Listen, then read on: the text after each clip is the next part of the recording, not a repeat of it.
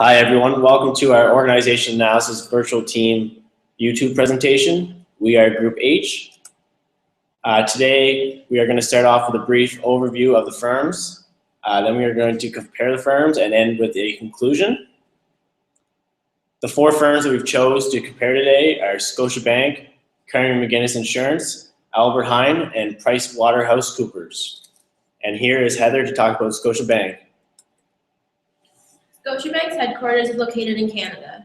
They employ over 86,000 people in over 50 countries.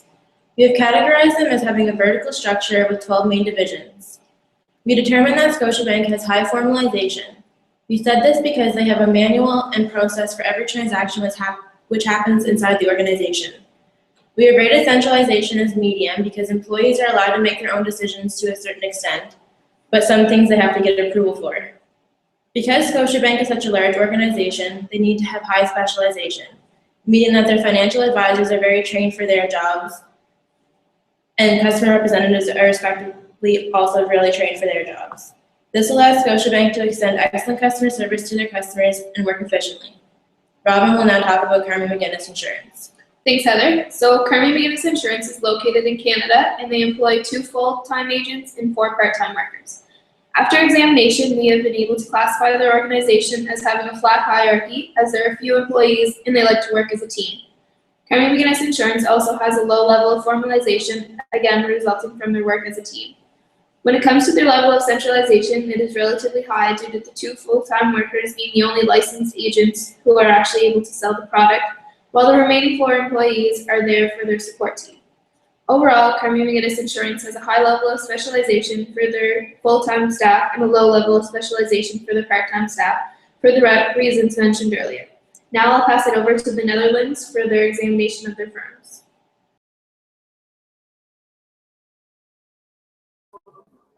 Good morning, ladies and gentlemen. We are going to discuss part 2 of the presentation. First, we will talk about Albert Heijn. Albert Heijn is the biggest supermarket organization in the Netherlands. They started with a small store in 1887, located in Ozaan. Through the years, the company increased with stores in other cities. Albert Heijn has over 110,000 employees. It has an organizational structure that is vertical because Albert Heijn is a subsidiary of Ahold. The formalization is medium because the employee can do what they want. You only have to work on time. If you do that, the other rules aren't very strictly. The centralization is very high because everyone has another leader in the company. The specialization is very low because every supermarket in the Netherlands offers the same things. Now we will talk about PwC. PwC is a well-known international organization. It is located in the Netherlands. It has more than 180,000 employees who operate in 158 countries in 776 different locations. PwC does not only provide audit services for their clients, but also they provide assurance services, tax and human resources, and also legal services. PwC Netherlands is a very complex company.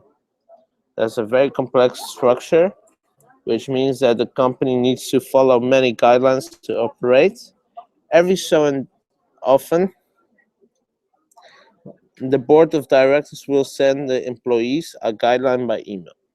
This way, the board of directors will keep them up to date to the changes that have been introduced. Once a year, the employees get tested on the most important guidelines in the company.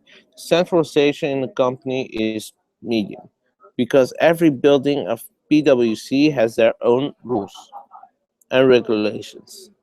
The specialization in the company is very high. You can only work in a company if you have a degree. Now we will talk about the port strategy. In the Netherlands, and in pretty much every country, a company needs to have an organized bookkeeping and financial statements. Only the bigger companies need to publish their financial statements due to the interest of the stakeholder. That's why PwC and many other audit companies have a lot of power. Well, Albertine is a price fighter. That means that they have to perform a pricing strategy whereby the price is much lower than of those of the competitors. Because the supermarket has a lot of competitors on the market, and therefore they have to keep the cost price low. With the use of a low price, it is for Albertine possible to capture a big market share. Albertine mainly achieves this by organizing advertise, advertisement campaigns. An example is the Hamster Weeks. According to the typology of miles and snow,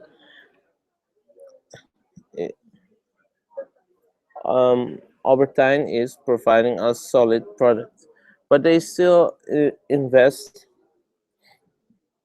a lot in research and development, R&D. Albertine is trying to provide more of their own brand products in their stores, excellent and AHA Basic. The quality of AHA Excellent products are compared to the AHA Basic products. They are way better and it's not noticeable in the prices. Albertine wants to be more than a supermarket. Nowadays, some of the stores provide package services and have dry cleaners.